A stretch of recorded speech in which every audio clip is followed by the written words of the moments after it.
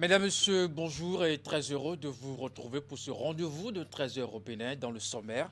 Visite du ministre béninois des Affaires étrangères et de la coopération dans les locaux du Centre de perfectionnement aux actions post-conflictuelles de déminage et de dépollution à Ouida, une structure qui contribue à la promotion de la paix dans le monde à travers la formation des spécialistes détecteurs d'engins explosifs. Le ministre a également visité, toujours dans la même localité, le site de production du sel IOD de Diagbadi. À suivre dans un instant le compte rendu. Et puis ensuite, nous irons à Natitengu pour faire une découverte dans le département de la Takora. Elle n'a pas d'atelier pour son activité, mais sa passion pour ce qu'elle fait ne l'empêche pas de continuer à se battre. Mariam Ogoudeji, mère d'un enfant, a du plaisir à transformer les déchets plastiques jetés après usage en pots de fleurs. Et pour finir, nous parlerons littérature, La vie nous sépare, la mort nous unit. C'est le titre du second ouvrage de l'écrivain béninois Fousseni Tanko Bana Korodi. Son lancement s'est déroulé dans l'après-midi de ce samedi devant parents et amis dans une ambiance festive. Mesdames, Messieurs, à nouveau bonjour et merci de nous rejoindre dans ce 13 heures au Bénin dans le développement. Aurélien Agbenossi, ministre des Affaires étrangères de la coopération et sa suite se sont rendus dans les locaux du Centre de perfectionnement aux actions post-conflictuelles de déminage et de dépollution à Ouida, une structure qui contribue à la promotion de la paix dans le monde à travers la formation des spécialistes détecteurs d'engins explosifs. Ici, l'autorité est allée constater le fonctionnement de cette structure. Nous allons retrouver Narcissa Lossé et Henri Ganti pour le compte rendu. Aurélien Agbenossi, reçu ici au centre de perfectionnement aux actions conflictuelles de déminage et de dépollution implantées à Ouida. Le ministre des Affaires étrangères et de la coopération est venu constater de visu le fonctionnement de cette structure qui est chargée de former des spécialistes détecteurs d'engins explosifs. Un centre qui reçoit des agents de toutes nationalités. Depuis la création de ce centre, nous pouvons voir que ce centre a pu recevoir des stagiaires venus de 48 pays différents. Un exemple de coopération internationale qui bénéficie de l'appui du PNUD. L'intervention du PNUD repose sur 5 piliers, à savoir le déminage, les initiatives de formation, de sensibilisation et d'éducation des populations pour la réduction de l'usage des mines, l'assistance aux survivants, la destruction des réserves et finalement le plaidoyer pour l'élaboration et l'adoption d'instruments juridiques adéquats. Sur le terrain, la délégation a eu le privilège d'assister à une démonstration. Dès qu'il le pose, donc il va positionner délicatement son canon en haut. Et derrière la démonstration, l'insolite, l'ambassadrice de l'Afrique du Sud au Bénin qui s'est aussi essayée au port de la combinaison anti-mine. Dans un contexte actuel marqué par le terrorisme, le patron de la diplomatie béninoise voit ce centre comme un véritable outil de développement. Mais c'est une matière qui ne se prête pas beaucoup à une grande communication. C'est une matière sérieuse. Le président de la République est le chef suprême des armées et dans ce domaine-là, ce n'est pas un abus de langage que de dire que les choses relatives à la grande muette ne sont pas des choses que nous partageons comme ça. Nous sommes allés voir comment ça fonctionne et voir comment on peut optimiser leurs capacités pour aider notre pays. Les membres de la délégation ont enfin apprécié le fonctionnement du CPADD à travers une visite guidée dans tous ses compartiments. Et puis le site de production du sel IOD de Diagbadi, toujours à Ouida, a reçu également ce week-end la visite du ministre des Affaires étrangères de la coopération, accompagné d'une partie du corps diplomatique accrédité au Bénin. Aurélien Agbenossi est allé voir donc la mise en œuvre du projet PROCEL qui bénéficie de l'appui de la coopération internationale. Voici le compte rendu. Le ministre des Affaires étrangères et de la coopération sur le site de production du sel IOD de Diagbadi à Ouida, le casting à première vue paraît étrange et l'autorité justifie sa présence. C'est un ministère où nous sommes en charge de la coopération, de coopérer avec d'autres partenaires, des pays ou des institutions. Mais il est utile de temps en temps de venir voir le résultat de ce que cette coopération donne. Nous sommes dans un contexte de cherté de vie, nous sommes dans un contexte de difficulté dans la vie de tous les jours pour nos populations. Et donc c'est important de voir la réalité sur le terrain. Voir la réalité sur le terrain, surtout au contact d'un projet qui bénéficie de l'appui de la coopération internationale porté par les ambassades du Brésil, de l'Inde et de l'Afrique du Sud, mais aussi le programme des Nations Unies pour le développement. C'est un projet phare auquel on croit profondément. Je crois que beaucoup de gens l'ont rêvé, depuis le chef de l'État jusqu'à les techniciens du ministère ou de PNUD que vous voyez là. Tout le monde veut vraiment la réussite de ce projet pour que la vie de nos mamans puisse changer. Et peut-être aussi quelques mois, vous allez retrouver le sel de Djebadji partout dans les supermarchés. Je crois que c'est ça l'objectif, en tout cas auquel on croit beaucoup. Un objectif qui, une fois atteint, permettra aux acteurs de ce métier de sortir de la précarité. Depuis des millénaires, le sel est produit ici de manière très artisanale, je peux même dire archaïque. Aujourd'hui, il va falloir moderniser cela tout en préservant le côté, disons, traditionnel. Donc j'ai été très heureux de revenir ou de venir à Djebadji, écouter ces femmes, voir les transformations que la coopération peut avoir sur leur vie de tous les jours. Et ici, les transformations sont déjà visibles avec l'installation des plateaux techniques modernes qui dispensent à ces femmes productrices du sel iodé des efforts physiques déployés par le passé. Nous parlons politique à présent. La coalition 2021 fait désormais corps avec le parti Restaurer la confiance. La déclaration officielle d'adhésion a été faite ce samedi dans la commune d'Abomey-Calavi. Il s'agit pour ce mouvement de jeunes de donner la chance au parti RLC d'envoyer un maximum de députés issus de l'opposition au Parlement pour la prochaine législature qui s'annonce pour 2023. Retour sur les temps forts de la cérémonie dans ce compte rendu signé le riche Gabar et des Rompevi. Voici la poignée de main qui scelle officiellement l'union entre le parti Restaurer la confiance de Irénée Agossa et la coalition 2021. Massivement mobilisés pour la circonstance, femmes, jeunes et vieux n'ont pas voulu se faire compter l'événement. Un soutien de taille qui prouve que la coalition 2021 prend ses marques pour les prochaines consultations électorales. Après échange avec quelques formations politiques pour continuer le combat, notamment la législation de 2023. Le parti qui s'est montré accessible aux conditions de la coalition 2021 est bel et bien le parti Restaurer la confiance. C'est dans cette dynamique que la coalition 2021 a pris la décision d'adhérer officiellement au parti Restaurer la confiance. L'engagement par la coalition 2021 est fortement apprécié par le premier responsable du parti RLC. Occasion pour ce dernier de rappeler aux nouveaux membres de son parti les lignes directrices et la vision qui caractérisent le parti Restaurer la confiance. Je tiens à vous dire et à dire à tous vos camarades, accepter être avec RLC, c'est avoir foi en la République. Si vous êtes énervé, si vous n'êtes pas satisfait de la gouvernance qui est là, vous manifestez ceci à travers les urnes. Car la seule manière de promouvoir la démocratie, c'est de continuer à voter, de manifester notre souveraineté à travers les urnes. Avec les nouvelles adhésions, le président du parti RLC caresse le rêve de voir la prochaine législature remplie de députés issus des partis de l'opposition pour corriger les erreurs passées qui ont abouti à un Parlement monocolore. Je tiens à vous préciser que cette histoire d'élection inclusive, exclusive, n'est qu'une forme d'alibi. Le problème du pays n'est pas là.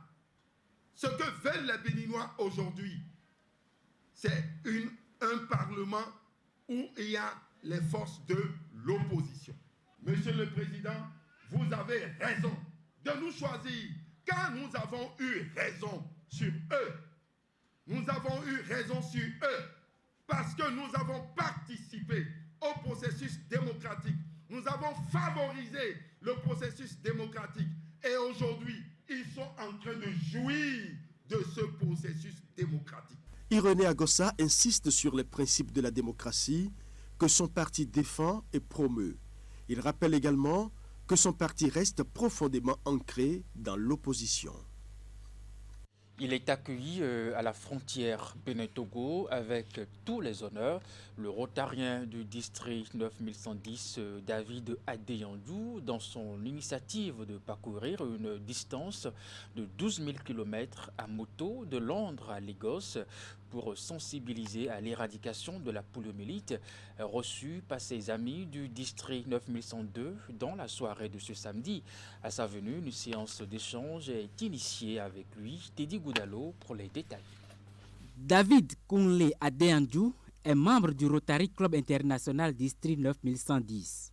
Il est ici accueilli à la frontière Bénin-Togo par ses amis du District 9102 qui le soutiennent dans son parcours à moto de 12 000 km de Londres à Lagos.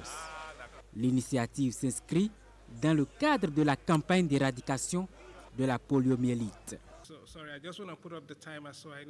Ça m'a pris 1 an pour planifier ce voyage-là. Et dans cette planification, j'ai lu des rapports officiels de la CIA, des documentations, de rapports de renseignements sur les différents pays. Et je peux vous dire, la plupart des choses que je lisais, c'était quoi? Les Africains sont téméraires, ils sont des combattants, des va-t-en-guerre. Ce que j'ai appris, moi, par mon expérience, mon parcours personnel dans ce voyage-là, c'est que les Africains ont bon cœur, sont accueillants, sont hospitaliers et sont sincèrement amicaux.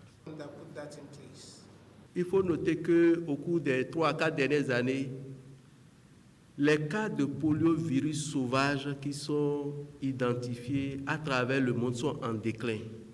En 2019, par exemple, on avait 176 cas. En 2020, 140 cas. En 2021, nous avons 6 cas. En 2022, situation arrêtée au 24 mai, nous avons que 5 cas. L'éradication de la poliomyélite est l'une des visions chères au Rotary International. Le district 9102, quant à lui, porte également main forte à ce rêve à travers plusieurs actions. Il s'agit notamment des marches contre la polio, des séances de sensibilisation et d'immunisation et bien d'autres. Le district 9102 a soutenu le fonds Polio Plus par des dons du fonds spécifique de district et des dons des clubs à hauteur de 49 370 $ à ce jour. Cela représente 108,30% de nos objectifs révisés de 112 262 $ que nous nous sommes imposés au début de l'année rotarienne 2021-2022. Grâce au partenariat du district 9102 avec l'association des motards du Bénin, David Kounle Adeyandou est reçu avec tous les honneurs. Je voudrais très sincèrement lui dire merci parce qu'il a permis à travers ce périple d'exprimer vraiment ce que nous sommes, de montrer ce qu'un motard est. Merci à lui. Après cette séance d'échange, David Kounle Adeyandou va poursuivre son parcours. L'État de Lagos au Nigeria est sa destination finale. Pour son 18e anniversaire, la Fédération internationale des femmes d'affaires et professionnelles, BPW, à Cotonou, a organisé ce samedi 28 mai 2022 un gala de collecte de fonds au profit donc des pensionnaires du Centre de promotion sociale des aveugles et amblyopes de Segbeyar. La soirée s'est déroulée à Cotonou en présence donc de plusieurs personnalités. Ali Moumouni, Henri Ganti. C'est aux enfants du Centre de promotion sociale des aveugles et amblyopes de Segbeyar que pensent les membres de la Fédération internationale des femmes d'affaires et professionnelles BPW à l'occasion du 18e anniversaire du club au Bénin. Toujours au service des autres, elles se retrouvent à cette soirée pour concrétiser ce vœu. L'action prévue est la construction d'un dortoir au profit des pensionnaires du CPS. Pour cette année 2022, la construction de dortoirs au profit des enfants aveugles et amblyopes du Centre de promotion sociale des aveugles de Segbeyar à Cotonou, en vue de leur permettre de poursuivre leur éducation dans un meilleur environnement sanitaire et de sécurité, est le projet phare de notre club. Et nous vous remercions d'avance pour tous les efforts consentis déjà et tout ce que vous prévoyez mettre en œuvre pour atteindre avec succès cet objectif que le club BP12 Cotonou s'est fixé. Cette soirée est marquée par plusieurs étapes aussi importantes les unes que les autres. La commémoration du 18e anniversaire de BPW au Bénin s'est déroulée dans une ambiance bon enfant.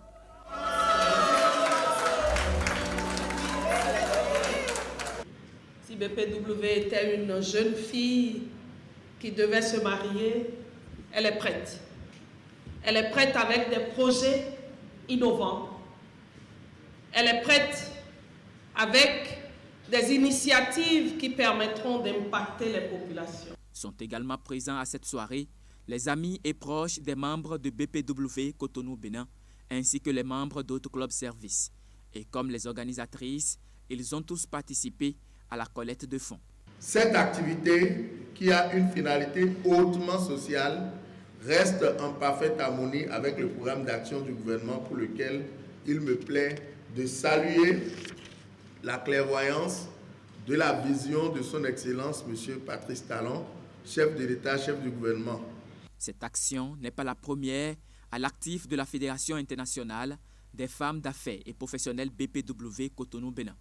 Mais pour 2022, c'est l'action principale inscrite dans leur agenda. Le rôle de plaidoyer que joue BPW nous amène à lancer un vibrant appel au gouvernement pour la prise en charge des personnes vivant avec un handicap dans notre pays en général et des aveugles et amblyopes en particulier. Pour la collecte de fonds, ce magnifique tableau réalisé par BPW Cotonou Bénin est vendu à plus d'1 million de francs CFA, plus des dons en nature. La campagne est ainsi ouverte pour doter le Centre de promotion sociale des aveugles et amblyopes de Segbeya d'un nouveau dortoir. Direction maintenant Nati Tengou. Nous sommes dans le département de la Takora, dans la suite de ce trésor européen. Nous y allons pour une découverte. Elle n'a pas d'atelier pour son activité, mais sa passion pour ce qu'elle fait ne l'empêche pas de continuer à se battre. Mariam Ogoudedji, mère d'un enfant, a du plaisir à transformer les déchets plastiques jetés après usage en pot de fleurs. Une activité qu'elle fait depuis quelques années sans aucune formation en la matière et dont elle est passionnée. Alors, où s'approvisionne-t-elle en plastique et comment arrive-t-elle donc à réaliser ces bouquets de fleurs déjà consommés par certaines personnes? Régis Hippolyte Agossou nous amène à la découverte de cette artiste plasticienne à Nati Tengou. Elle se promène dans la cité de Nanto, allant de tas d'ordures en tas d'ordures, malgré son diplôme en assistance sociale, à la recherche de quelque chose dont elle seule détient le secret. Je recycle les plastiques sur les tas d'ordures. Ensuite, une fois à la maison, je les trie, je les lave. Après le lavage, je les découpe et j'essaie de fabriquer ce que vous avez devant vous. Des bouquets de fleurs en plastique recyclé qui n'ont rien à envier à ceux que l'on voit souvent ça et là. C'est ce à quoi s'adonne depuis quelques années Dame Mariam, qui dit n'avoir reçu pour cela aucune formation. J'ai commencé il y a au moins 5 ans. Mais pour ne pas mentir, la formation, je n'ai pas reçu de formation. C'est par ça que j'ai commencé. J'ai vu ça une fois. Et je me suis dit, bon, pourquoi ne pas essayer de fabriquer? Bizarrement, j'étais chez ma soeur assise et il y avait des plastiques qui traînaient. J'ai pris le plastique, j'ai demandé un ciseau et c'est comme ça que j'ai commencé par couper. C'est après que j'ai commencé, quand je sors, je vois des fleurs, ça me plaît, je prends en photo. Quand je rentre, je m'assois et je réalise. Mais comment, en effet, Mariam Ogoudedji parvient-elle à réaliser un pot de fleurs? Pour aboutir à une fleur, ça dépend, puisqu'il y en a différentes manières de le faire. Et les fleurs, comme vous le voyez, elles sont différentes. Donc, la façon de le faire doit être différente. Pour faire un pot de fleurs, ça me prend énormément de temps. Donc, du coup, je n'arrive pas à les faire un par un. Je prends mon temps pour découper les plastiques que je dépose.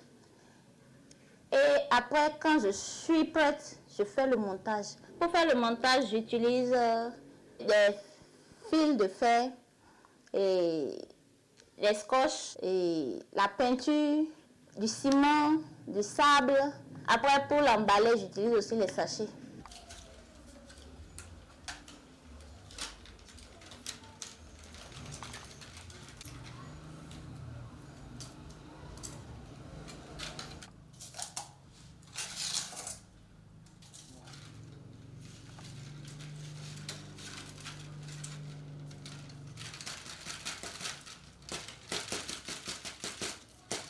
Et comme dans toute activité, Mariam rencontre également assez de difficultés dans son travail.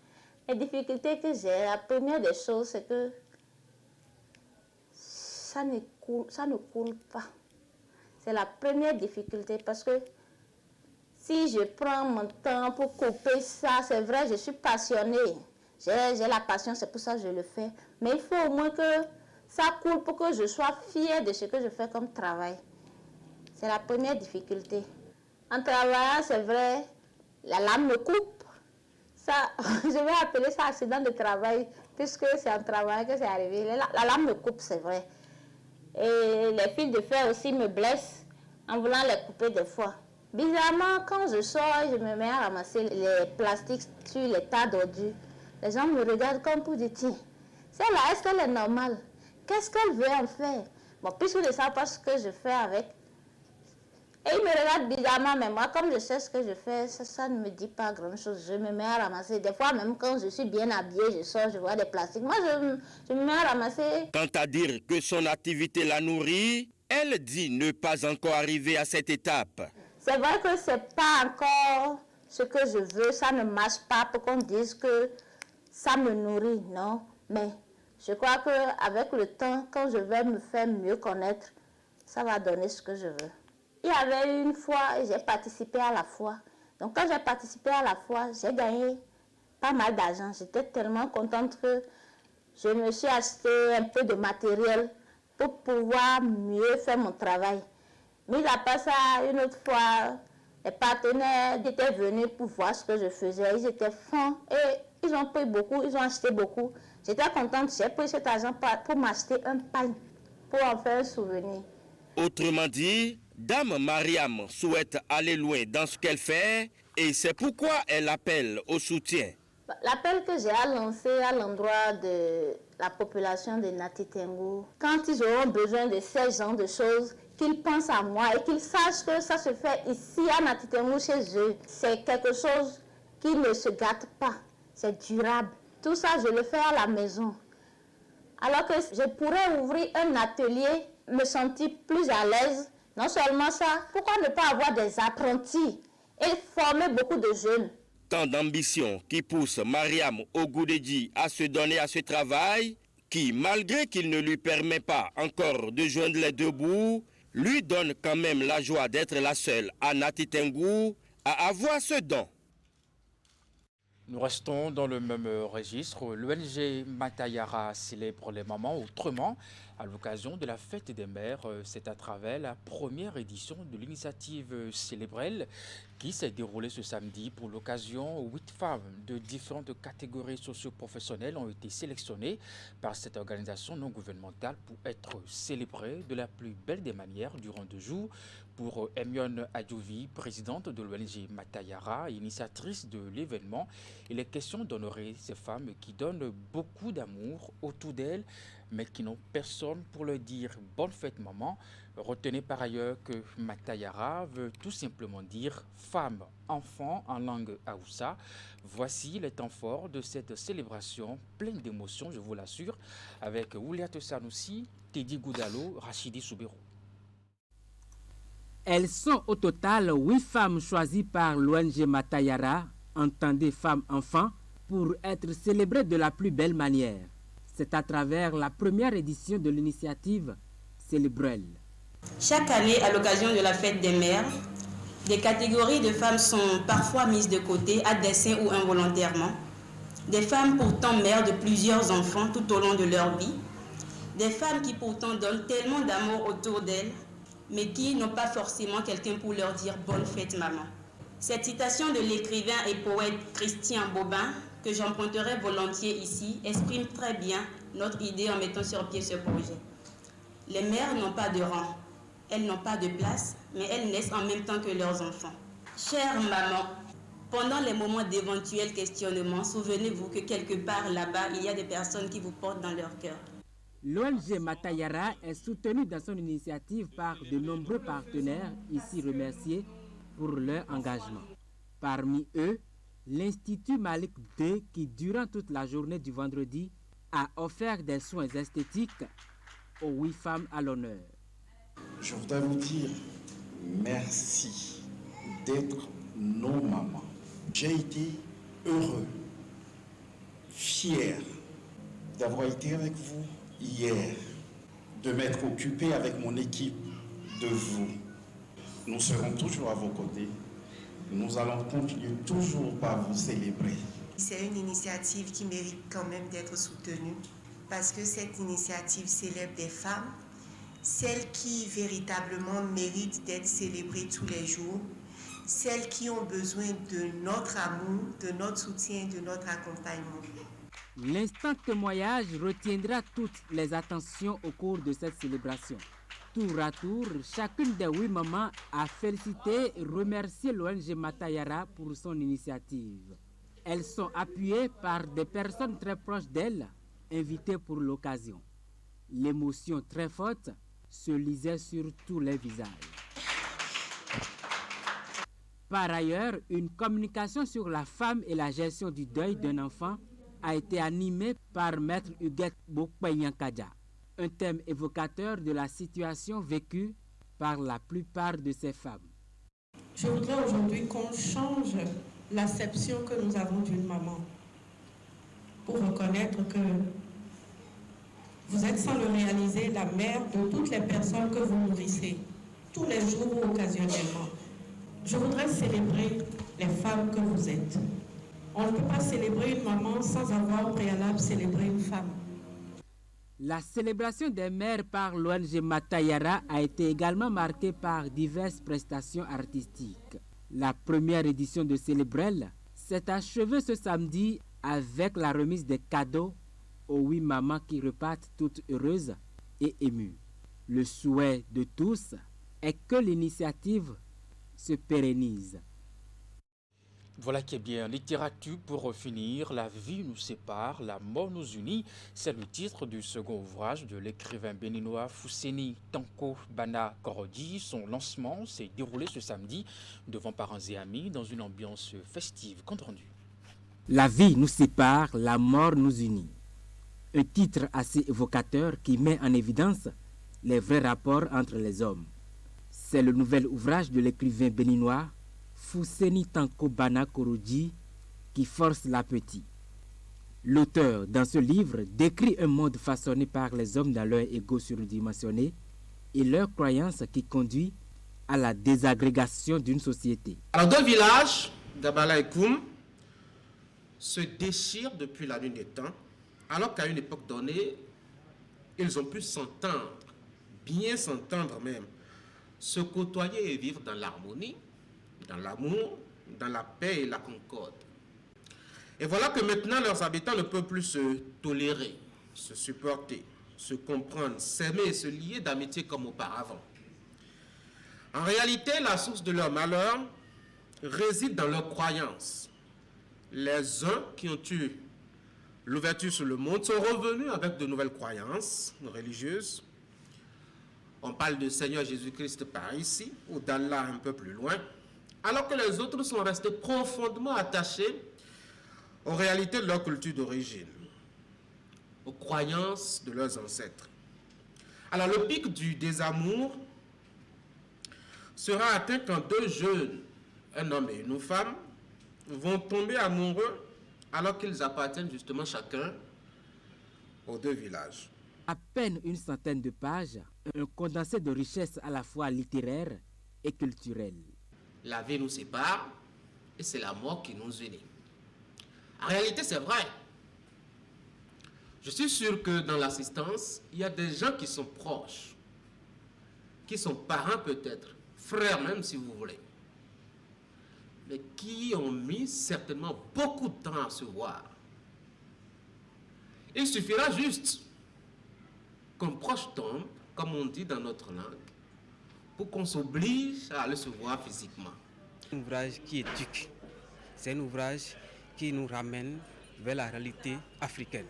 C'est un ouvrage qui nous appelle à savoir qu'il y a un seul Dieu. C'est un ouvrage qui nous appelle, qui nous dit de ne pas oublier que nous sommes des Africains. Aussitôt présenté que son contenu attire déjà les esprits curieux. Ah, mais je le recommande vivement. Je recommande ce livre vivement. Enfin, c'est un roman vivement à tout le monde pour voir la nouvelle et comprendre comment la mort sépare, comment la vie sépare et la mort unit. Vendu à une modeste somme de 300 000 francs CFA devant parents et amis dans un hôtel de la place, le lancement de ce livre a uni dans une ambiance festive. Et c'est justement le moment pour moi de me séparer de vous, justement, mais c'est la fin de ce 13h au Bénin. Le programme se poursuit sur Canal 3 Bénin. À 16h, votre bulletin d'information à 19h30, la grande édition de la soirée. Portez-vous bien et à très bientôt.